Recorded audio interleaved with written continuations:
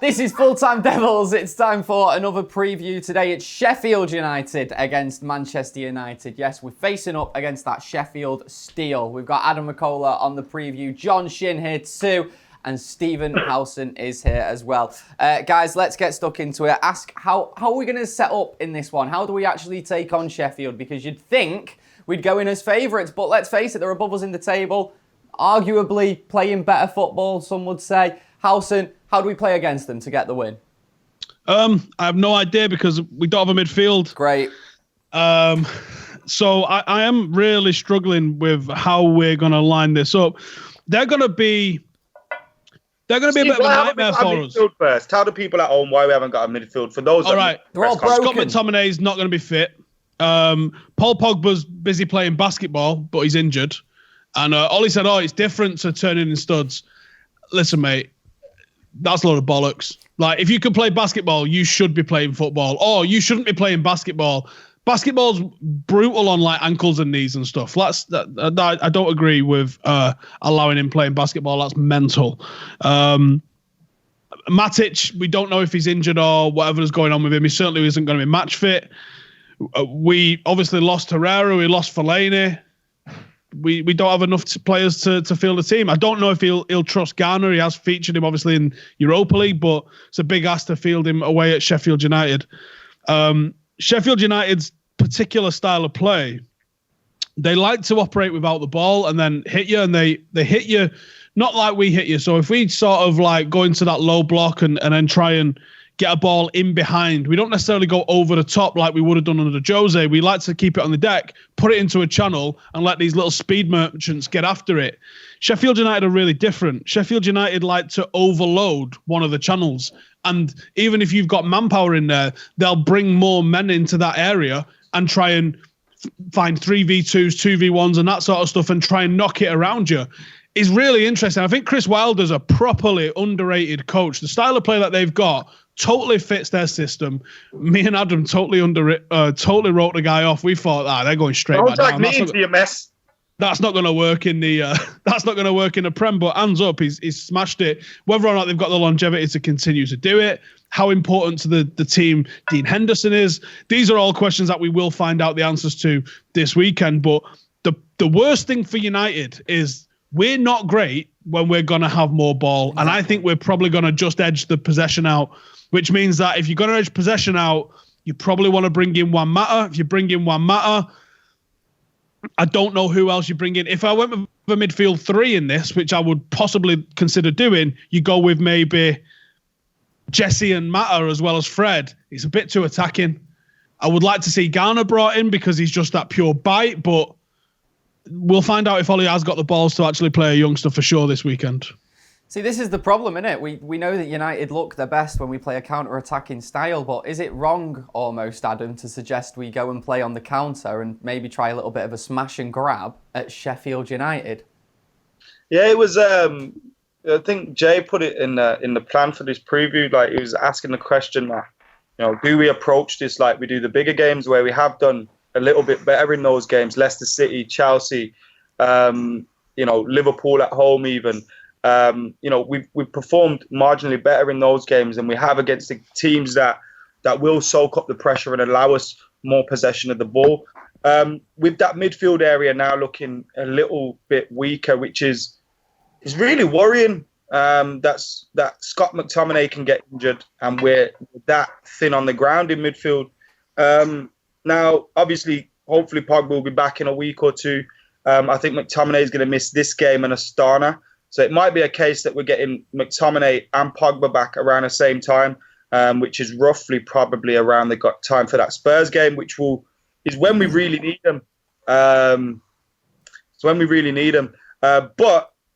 for this game, it's really difficult because, one, we're playing up against a team that like to play five at the back, two wing backs in Ender Stevens and the other fella. And those wing backs will help out in the midfield area. So that midfield area will become really, really congested. And I don't know if, who do you play? Fred and Pereira is a possibility. Fred, Pereira and Garner. Fred, Pereira and Garner is another possibility. And unless Garner really steps up and shows the potential that he does have. I'm not saying he's poor, but he has to show the potential that he has. Unless he does that, then we're in a real difficult spot. A real difficult spot because the midfield is the heart and soul of your team. And we hardly create any chances as it is. And without McTominay giving the platform for Fred to be able to go forward, without McTominay giving that little bit of solidity behind Fred, how will Fred's performance be? Will he have a little dip in his performance? So it's a real interesting one, and I'm worried by it now. I hadn't noticed that Scott McTominay was out up until this morning. I kind of thought it was a cert he'd be involved, and it kind of shows you where we are at. Now, I get criticised a lot for saying this, but Scott McTominay, in any usual Manchester United team, is third or fourth choice. And the fact that we're absolutely fucked when Scott McTominay is injured shows you where we are at the moment and shows you how much we needed to invest in that central midfield area. It really does. And obviously without Pogba as well. Now, in terms of that basketball thing, I don't think he had a full game of basketball running up and down the court. I think he was just showing a few hoop shots. You know what I mean? I don't think he's going to be overextending himself out there doing all that stuff. But we do need him back. It shows you we need him back ASAP. And we have all season. But that's probably why it's good not to rush him back. Because you could be tempted to try and rush him back for this week and then absolutely ruin him again. And then we've got more time without Paul Pogba. So, yeah, we need those boys back. And I'm actually more worried about this game now. I actually thought with Fred McTominay, maybe Pereira dipping in there or Jesse Lingard in that number 10, we could get something there, but I'm a bit worried. John, what do you think, mate? Do we attack them or maybe let them have a little bit more of the ball, which actually suits us? I think we need to. I think this isn't one of those games where we just come in here thinking we're going to score off the get-go. I think we have to. Show Sheffield United a little bit more respect in that regard. And I'm not saying that we treat them as if we're like minnows and we sit there in a low block and just absorb 90 minutes of pressure. That's not what I'm saying. It works. It does work to a certain extent. I mean, but I feel like if you're looking at a team against Sheffield United, like you mentioned, you don't want to allow them that much. You don't want to allow them that much respect, but you still have to show them to a certain limit. And what I think is, with respect to that midfield, that whole comment, the conversation we've been having, I think this probably is going to be one of Fred's biggest game.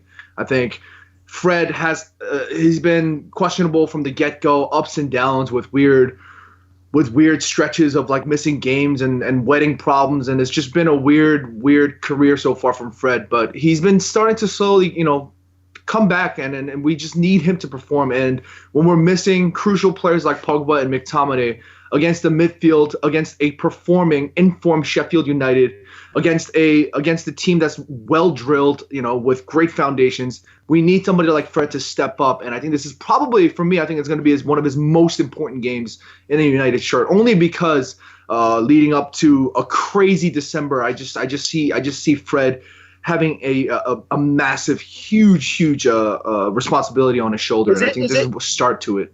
What do you guys think in terms? Sorry, Gaz. What do you guys think in terms of? Do you think we'll match them up then, and just stick in an extra centre half because we haven't got that depth? I don't know. 3 at the back's a real possibility, but so's throwing in like Phil Jones in at midfield. Maybe Axel if he's ready. That's options. I just don't know if.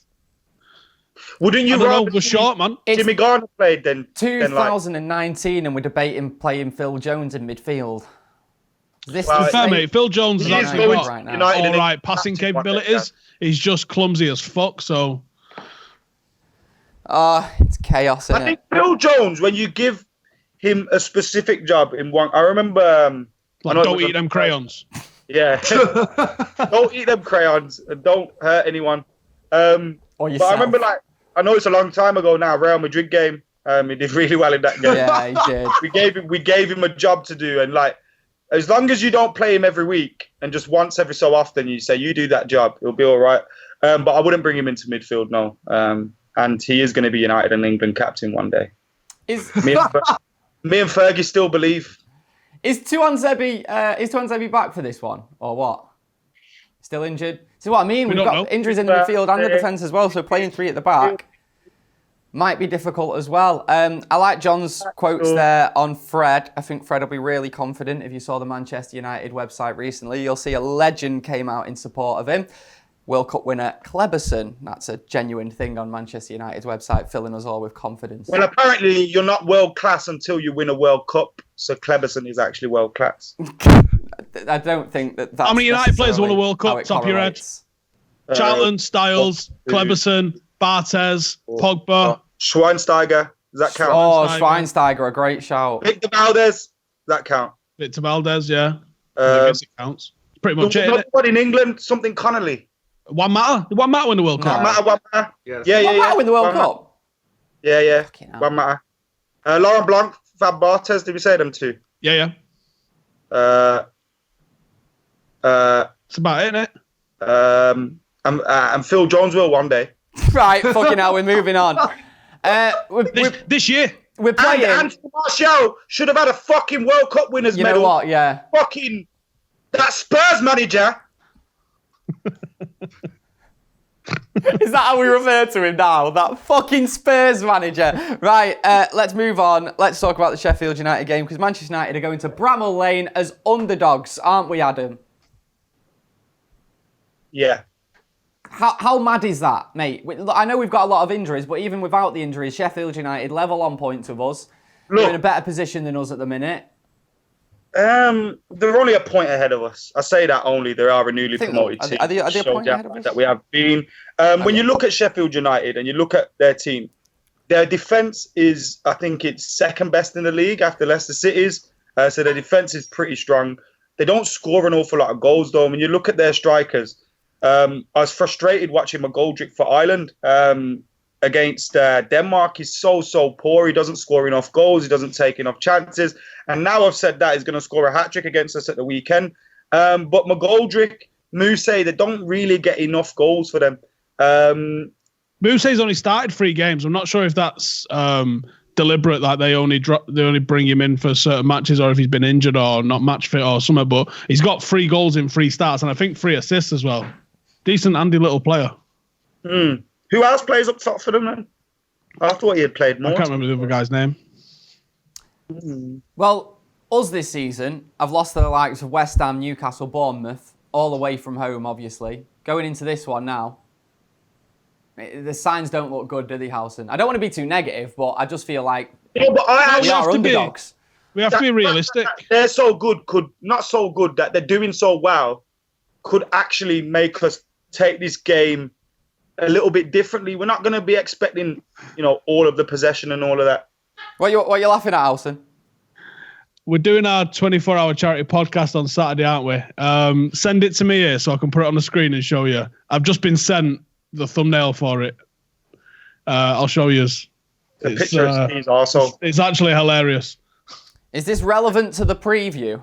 Can we talk about Sheffield, though, for now? Go on.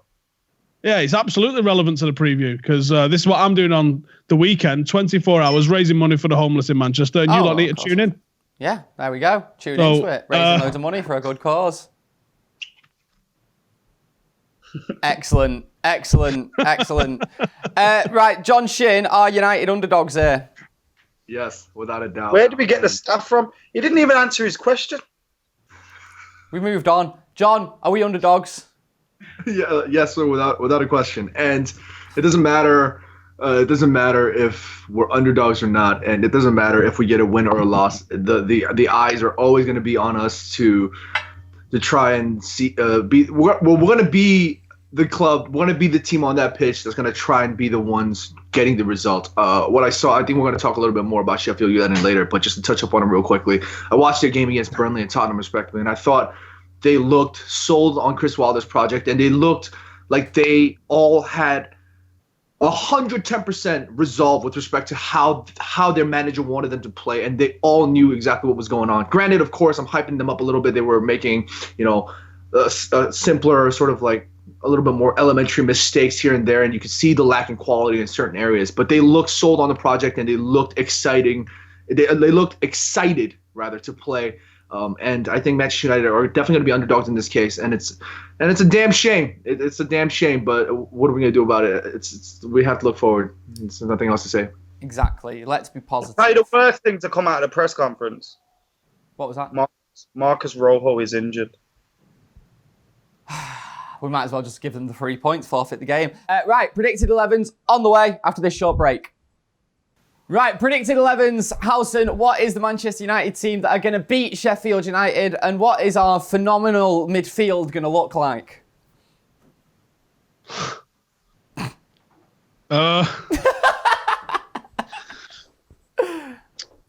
tell you what, if you nail this week, you're absolutely bang on. If you nail this and we manage to get the win, because I think we could easily guess a midfield and lose, but nailing this and getting a win is going to be quite impressive. I'm going to go with De Gea in net, Wan-Bissaka, Maguire, Lindelof, and Williams. Decent. And if he's not first choice now, then you're wrong. Luke Shaw's back. Is he? And and if Ashley Young plays, it's just contractual and it'll be sorted soon.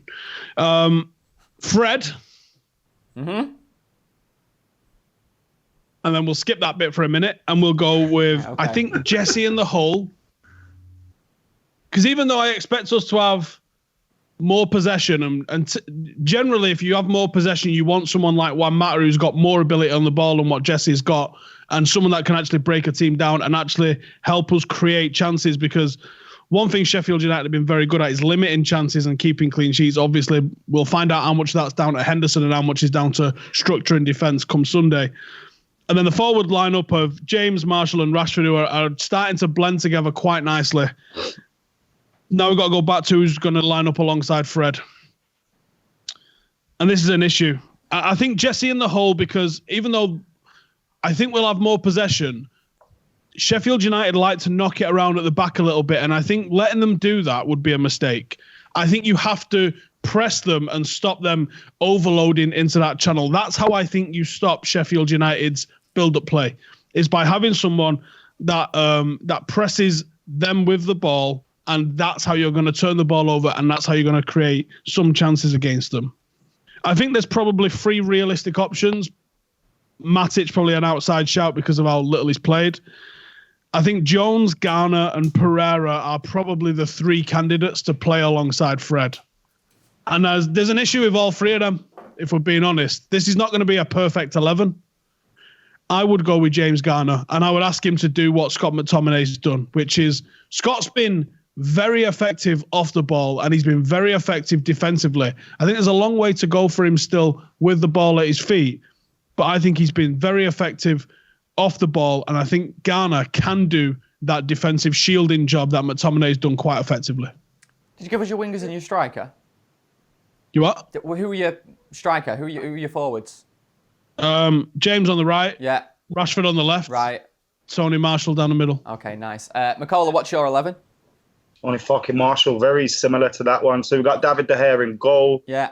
Wan-Bissaka, Brandon Williams. Totally agree with Steve. Brandon Williams isn't first choice left back at the moment. Something's gone wrong. Lindelof and Harry Maguire. Harry Maguire back at his old club, which is a nice little story. Then we've got James Garner, Fred. I've gone for Pereira instead of Jesse, and the simple reason is because I think he can help tuck in more with that midfield than maybe Jesse Lingard will.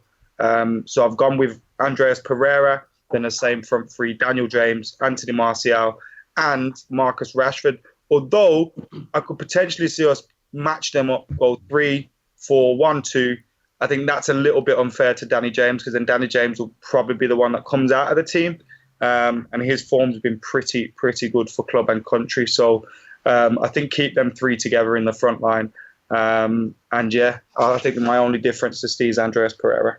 Gotta start Dan James in this one, aren't we? He's going to be confident as anything. John, what's your 11? I went for David De Gea in goal. I got back 4 of Wan-Bissaka, Lindelof, Maguire. And I really hope he starts Brandon Williams. I think the international break came at a weird time. I think just when we were about to find a little bit of form, it came. But unfortunately, I think we have to start Brandon Williams. But I wouldn't be surprised if Ole Gunnar Solskjaer also relied on Ashley Young in this case, which sucks to say. But I'm going for Williams. My Midfield, I'm going for Fred and Pereira in a 4-2-3-1 with Jesse in the hole. God. And I'm going to go Rashford left, James right, and Martial down the middle. Up front, sorry. That midfield there, John, and everyone's midfield, to be fair, going to Bramall Lane when they're in good form, confident in the Premier League as well, 1 point ahead of us. I think it's suicide. I agree with Steve's. I think he made a good point. He said, we don't want to allow them to play. We don't want to allow them to have that much freedom in terms of the build-up play. I think he's right in the sense. I agree in the sense that we have to step up and press them when it need be. But I think we also have to be a little bit cautious in that sense. Our midfield, you've seen Andres Pereira. This is the guy that. He looks like he's got a mean face, but he goes in there. He's just 2 foot whenever he feels like he just like clobbers people for fun sometimes, and it's just a little bit nervous to see, especially in a shaky midfield setup as the one we have right now. And it was a battle between Jesse Lingard and Juan Mata, and I love Juan Mata to death, but we have to we can't rely on Juan Mata in this type of scenario. So I think we have to go Jesse Lingard there. I mentioned a little bit about showing them respect, and of course we do have to show them respect. And I think we have to. Our game has to be a slow and steady build up in this kind of scenario. I think pressing is very important in a defensive aspect, but I think if we just try and go gung ho from the get go, I think we're going to be asking for a little bit too much trouble. Absolutely. That's pretty much and I think, John, you made a good point before as well, earlier on in the preview when you're talking about Fred. He's the sort of player who really needs to step it up in a game like this if we're going to get anything out of it. Opposition, right. Sheffield United, obviously playing brilliant at the minute. Chris Wilder's doing a great job there. But what are the specific threats we need to watch out for in this one? Adam, talk to me. Don't know why we're all worried. They've lost at home against Sunderland this season and Southampton. I'm only joking. We've lost away to 10 men, Southampton. Every game they've lost this season has been at home. So maybe it's something, with them being at home, maybe with the expectation that comes with the fans, maybe if we can silence the crowd pretty early on, then, we can get into them a little bit. But, in the bigger games against Liverpool, they did really, really well. I thought Liverpool was a game they should have won. Dean Henderson makes a horrible mistake, which he seems to have in his locker every now and then. And Liverpool get all the 3 points. So it's going to be a game of, I think, 1 or 2 goals max. I don't think there'll be a huge amount of goals in the game. It'll be a 1-1 or a 1-0 either way. But we've just got to make sure that we don't give away any sloppy chances for them. Because like I said, yes, Musa is doing well, but McGoldrick is their main man. I don't think he's that special up front. He'll cause you a lot of problems. He'll be a big physical presence, and he'll keep working hard. But ultimately, in terms of a finisher, in terms of a striker, I don't think he's good enough. And if Ireland had a striker that was any more decent than he is, they would have been going to the Euros. So, I don't think McGoldrick's great. And I think if we limit their chances, we will get our own and we can win this game. I don't think it's as difficult as everyone's making out, although it is a difficult game. But they've got a very hard work. When you look at them on paper and you look at the kind of players they have, Ender Stevens, Basham, all these kind of guys, they're not amazing players. It's just a testament to Chris Wilder and what he's done with them, the organisation, the hard work and everything. So, yes, they are beatable, but they're also a very good team as well. So when McGoldrick scores at the weekend, if everyone can tweet at Adam Mckola saying, well done, knobhead. Right, John, opposition, tell me a little bit about Sheffield United, bud. I don't want to be repetitive, but like I mentioned that I did watch their game against Tottenham Hotspur and Burnley. And I think Adam is also spot on here. They're not that good. If you look at it from an individual to one-to-one comparison, I think Manchester United have a far stronger, higher quality side, but it's like he's mentioned, it's the Chris Wilder project. I mean, this man has made this team look so well drilled, and they look excited. They look fun. I'm not saying that they look exciting. I think there's a huge key difference here. They look excited about how they play, and they look sold on the project and the concept and how they see Chris Wilder in terms of their squad. And And that's what scares me. That's teams that are fundamentally built strong, built well, not due to their individual quality, but the system working is what scares me. And players like Moussa, McGoldrick, Lundstrom had a good game against Burnley. These players, they might be in form, but if we can turn down their system, we'll be able to find an answer. And I think that's probably the key objective in this game, not to negate each single player, but to figure out a way to really nullify their system is probably going to be the most important objective of this game. Howson, anything to add on Sheffield United, pal? No, I think they're doing extremely well. I think they defied all expectations. Certainly mine had them coming 20th this year, which I think they're probably not going to do. I reckon we probably still finish above them come the end of the season, which shouldn't be anything controversial, but this is the internet, so it's probably really controversial to say that. They're a very well-drilled team, but they're not unbeatable. They've drawn quite a few games without losing. I would say it's probably gonna. You don't usually lose when you draw, Steve. Shut up, you gimp. Just before the YouTube comments got there. I think a draw's probably on the cards this weekend. I agree. And I wouldn't say that's a good result, but I think that's what we're going to get. On that note, what score is it going to be, Steve? 1-1.